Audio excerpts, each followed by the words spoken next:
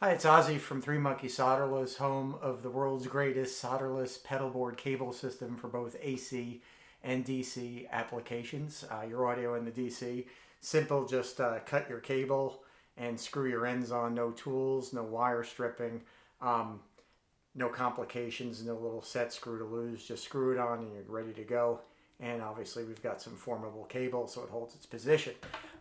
It's Sunday and it's NAMM weekend, so I'm sure a lot of you guys are going to be looking at videos of all the cool new toys that are going to be coming out this year at NAMM. I'm especially excited about a few things. Particularly, there's some updated stuff for well, I don't know if you can see it over here, for the Ox. Apparently, the Ox is going to have a few new things going on, some firmware updates, some new cabinets, some new things like that. So I'm excited to see what that's all about.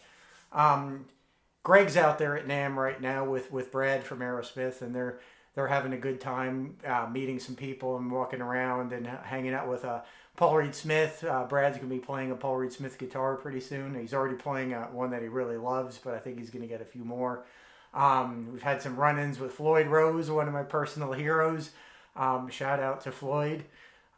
We built an amp for him a couple of years ago, which he really has a fondness for, which I'm very proud of. And that amplifier is in the Floyd Rose booth out there at NAMM. So if you're out there at NAMM and you see Greg, say hi to him for me.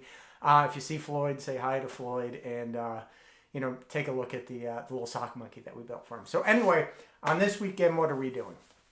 Well, we're still continuing with our project, right?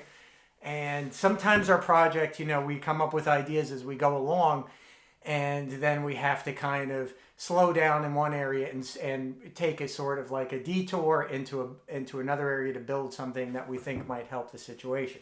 So the project that obviously we're working on, this is a continuation of that project in a sense, is our pedal board, right? The first album Pedalboard that is in that previous video. And we've done some changes to it as well. We got a different IR response, which mixes in a little bit of a room mic sound, as well as a little bit different amount of direct signal, along with the JBL and Celestion, straight up on the cone sort of mic'd impulse responses. So that we're going to be checking out as well, which I think has made a good impression. And we're going to be demoing that probably a little later. But in terms of my theory of things, of how all this stuff would have worked and what really makes great guitar sounds and what really allows you to get these sort of like historic rock and roll album tones, a lot of it has to do as well with the interaction between the amplifiers, these big amps, and your guitar in the room, that sort of feedback loop, right? That you're playing very loud, it's coming back, it's vibrating the guitar, it's vibrating the strings. In some certain ways, there's a microphonic quality to the coils of the pickups that are picking up some of the ambient sounds, as well as the sort of converting that physical vibration of the strings into a voltage, right? So there's all kinds of things going on, and that interplay is part of the reason why you get a great sound. It holds, it sustains long as well, right? Like we were using the compressors to try to simulate a lot of sustain. I still believe that's a part of this whole thing, regardless of whether you're loud or not.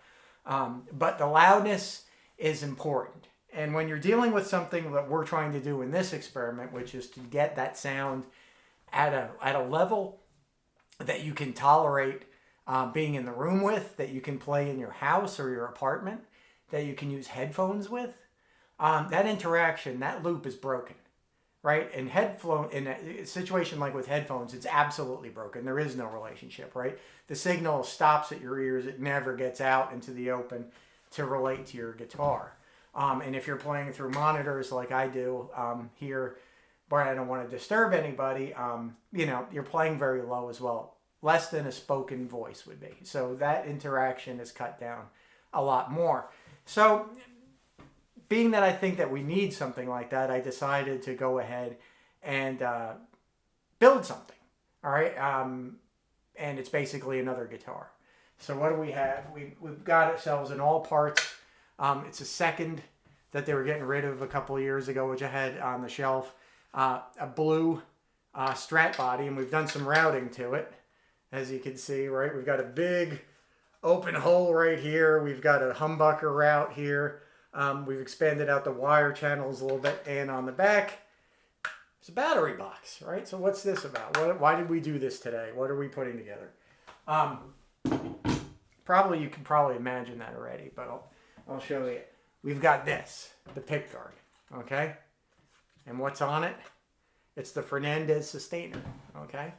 So what the sustainer does, and I don't know if there's a lot of videos on this or whether there's been a lot of experience with them out there just like in the general public, but what the sustainer basically does is create a loop inside of this pick guard, a feedback loop for the guitar, which is mechanical as well. It's not just, you know, a signal being regenerated around in a circle. It's mechanical in that this humbucker here, right? We have a humbucker. There's basically only one pickup that we're using on this pick guard. It's this humbucker right here. This humbucker goes into the board where it basically is amplified to drive this particular unit right here, which is the sustainer driver. And what that does is basically create a magnetic field which vibrates the strings sympathetically to the humbucker, what the humbucker is doing. So in a sense, the strings vibrate the humbucker excites the exciter, so to speak, the driver, and the driver excites the strings, and it goes around and around and around forever, and it really works. It allows you to get sustained feedback. Basically, you don't even have to have your guitar plugged in. You could just be playing it, and you can feel the guitar vibrating forever as you're playing it. So that's what we've put together. We've got our humbucker, our on-off switch, our volume pot, the driver, and then the circuit card, the Fernandez sustainer right there. Now the humbucker is interesting too. There was always like, who knows, you know, those articles where Ed was talking about how he liked DiMarzio's, but he would always put PAF magnets in them, right? Now, DiMarzio, super distortions, things like that, the supers were ceramic magnets. So he preferred the sound of like PAF magnets. So let's say something along those lines, you know, Alnico 2, maybe 3, you know, depending upon the PAF in the ear. So what we've got here is a DiMarzio Super 2. Okay, it's not a super distortion, it's a Super 2. Now the difference between the two is that the super distortion is like a 13K or 12K, something like that pickup. I can't remember off the top of my head, but it's a fairly substantial wind and then uses a ceramic magnet. The Super 2 was really meant for it to complement the super distortion in the neck position, and it has fewer winds. It's around 9K, right? So we've taken a Super 2 and we've yanked out the ceramic magnet, and we've put in a magnet from a Seymour Duncan Pearly Gates humbucker, right? Which is basically like a hot wired PAF, or a hotter PAF. Now, I believe that I didn't measure the Gauss. I should have on the magnet before I put it in there.